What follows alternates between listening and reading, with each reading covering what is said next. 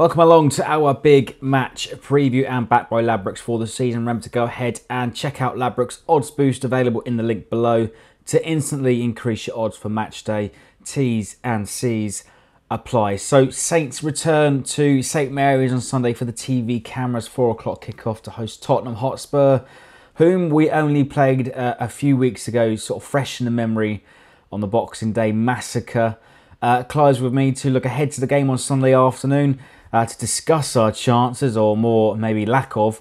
And last week we had a terrific chance to close that gap on Watford, who are mid-table. But once again, it's like we're saying the same record every week. We've allowed the opposition to come back into the game and invited pressure to them. Yeah, we have, and it wasn't a memory, it was a nightmare, Boxing Day. It really was. For me, that was the worst performance of the season because the players just weren't working. You know, Tottenham were decent, but still we were our own worst enemies. And the one thing you hope on Sunday is that, I keep saying it, but defensively as a team we turn up and we shut them down in midfield, because you cannot expect to let the likes of Eriksen and Ali Dyer, whatever his name is, not Ali Dyer. What's the name? We wish it were Ali Dyer. Yeah, it could have been. Mr. Soonan, sorry about that. Dele Alli, you cannot let these guys have room in midfield. And to be honest, you'd think that the professional pride of the likes of, hopefully, Mario Lemina will be playing, Pierre Højbjerg and Romeo will get at them. We'll get at Spurs and not let them play, because, look, whatever way you like to look at it, we have got a beef with Spurs because they've nicked stuff off us over the years. But whatever way you look at it, they're a very, very good team. They're a top 6 team without a doubt. Maybe top 5, top 4, who knows? But to stop them playing would be one thing. To actually beat them, to get a point off them would be a major bonus. I don't agree with Nick when he says, "Oh, it's a free hit. It's a free hit." I've never heard such a stupid expression in football as a free hit. You don't go into a game you might think you're not going to get anything out of it, but you give it your best. You give it your best. The minute you say free hit, you've made an excuse for players. So please, Nick, don't say free hit. It's a real plastic, crappy modern word. Get it out of football, like the clackers. We got rid of the clackers, it seems. So get it out of football. And back to basics we want, really, don't we? And of course we feel a bit robbed after the sort of handball. Unbelievable that the linesman didn't see that. But we shouldn't have been in that position anyway. If we allow it once again on Sunday, it's not just Kane. As you say, there's Ali, there's Eriksen, also Song banging in the goals. It's a shared effort for Tottenham at the moment. They're coming from all over the park. And we could see another cricket score against Spurs, similarly to what we saw on Boxing Day. Well, I don't know. Look, we got to turn up first. We've got to turn up and make a game of it. That's the first objective. Whatever you feel about the manager, whatever you feel about the players, it's our team out there in red and white. Keep saying it. The fans were brilliant last week. I thought they were brilliant at Fulham. And I think they put the home fans to shame, to be honest. The two, what was it last week? I can't remember. We had about 2.5 at Watford and 5 at Fulham. 5 at Fulham. And it wasn't the fact that they sung. It was the passion in the crowd. There was a passion there. There was a desire. Now, I know things aren't great with Saints. I know we all feel completely sick at the situation. What is Mr. Jowell's game as chairman? Why haven't we signed players? When all these other clubs are starting to make moves. But it is our team out there. And for that 90 minutes, we give it everything we've got. And I've yet to see St Mary's win, the crowd at St Mary's win a game of football. I saw that many, many times at the Dell. And I've no doubt they've got it in them. They've got it in them. But it's when the going gets tough, that's when you show your true colours. And my God, the going can't get much tougher than this, can it, at the moment?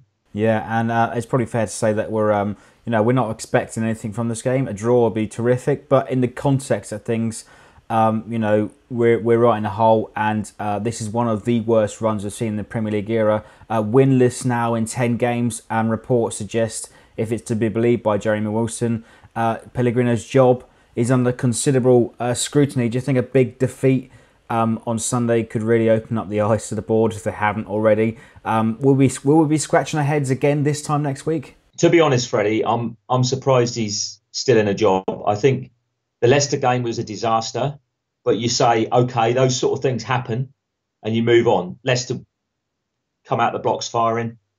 But, you know, the Tottenham game, the Palace game, the Huddersfield game, there's games where we've been ahead, where we should have won, and we've either drawn or lost.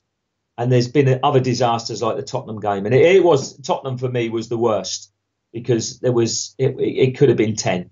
And it really should have been 10. And there's the marker. OK, Saints, go and put down the marker on Sunday. Go and show us how much you've improved since Boxing Day. There does seem to be a bit more heart in the team. I have to say that. There's definite. It's not like they're not trying. I just feel that they, A, lack confidence and they, B, lack direction. And that, of course, is down to the manager. I'm amazed he's still in a job. Given the way that the Premiership is, given the way that football is. Difficult, I know, because a lot of the obvious candidates have already found other clubs. I mean, Pellegrino seems like a nice guy around the training camp. You know, maybe that's his problem. He's too nice. And, you know, the players have been out in the press over the last few weeks. You know, they know what they're doing wrong. But there's no motivation. It seems like there's no motivation from the manager to really eradicate those errors. No, and the substitutions are like for like, and it was very strange. I watched last week and I thought, there's 5 minutes to go of normal time. What do most managers do? I don't particularly agree with it, but it's a thing in modern football that they make at least, well, we still had 2 substitutions up our sleeve, didn't we? And so what that does is break the game up for 30 seconds to a minute. And that disrupts the team's rhythm. Watford were building up a head of steam. We were under pressure. And who knows, even if that handball had been disallowed, who knows if they wouldn't have got an equaliser in the 5 minutes left because they were really pressing. And then I saw Eddie Howe on Sunday, and everything he does, that bloke, it turns to gold. He puts a substitute on, you know, it helps a goal within a couple of minutes. And then then they get ahead. But he does do that tactic of using substitutes in the last 5 minutes to break the game up.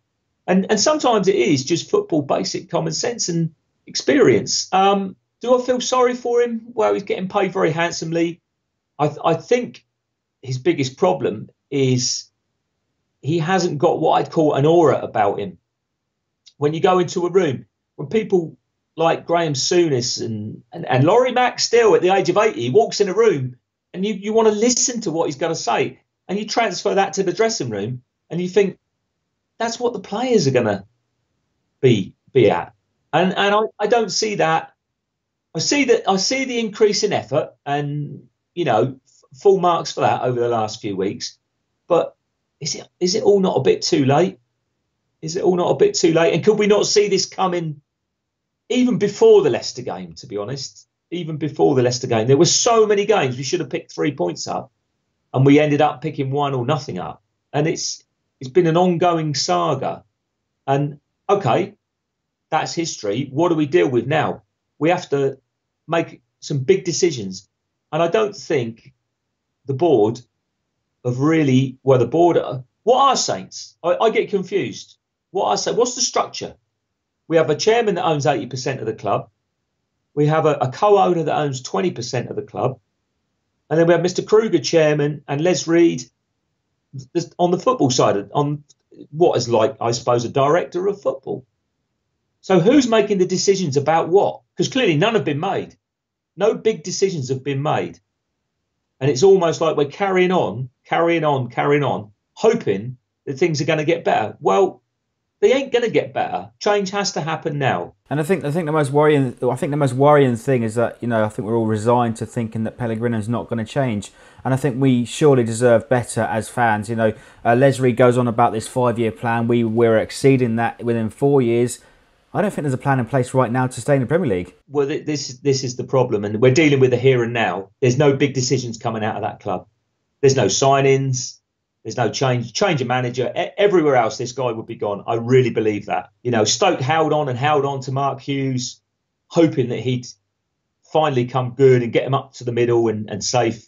It didn't happen. They've made their decision. Palace made their decision back in September. You know, way back. I mean, look at Palace. They're an example. So don't ever give up hope.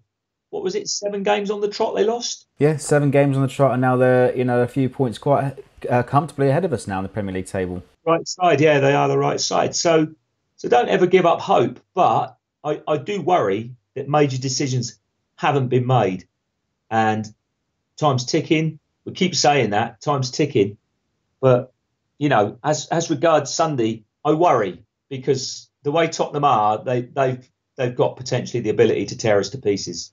I hope they don't. I hope Saints turn up and at least make a decent game of it, because I think professional pride should dictate that with the players. We have got some very, very good players there who have underperformed. Time to perform, lads. Yeah, and I think certainly a performance on Sunday would breathe some life back into the fans as well. But I ask you every week, mate, but I'm probably going to go for maybe 2 or 3 clear goals for Spurs. I can't really see us getting much out of this on Sunday. I can't see that. I agree with you, Freddie. 3-1 to Spurs. I will go there and I'll shout and holler, but I know what's in my head, but I hope that the other 20-odd thousand, and all I would say is, if the fans in the corners sing like the itching corner sings brilliantly, let's have the rest of the stand back it up, because that can put an extra stride into people, into players' legs. All the time they're there. I see people there who just go down there to slag Tadic off, who just go down there to slag Buffel off. You know, it's almost like they're more passionate about that than they are about the team in front of them. So, you know, why are you there, lads? Why are you there? It's not doing any good. The team need to do it. The team need to do it as a team as well, as a team. But the fans need to do it as well. You know, we know we're backed up into a wall there, and hopefully the 15,000 that were at the Dow and went through all those seasons of struggle, all those seasons of relegation fights, they know exactly what they need to do.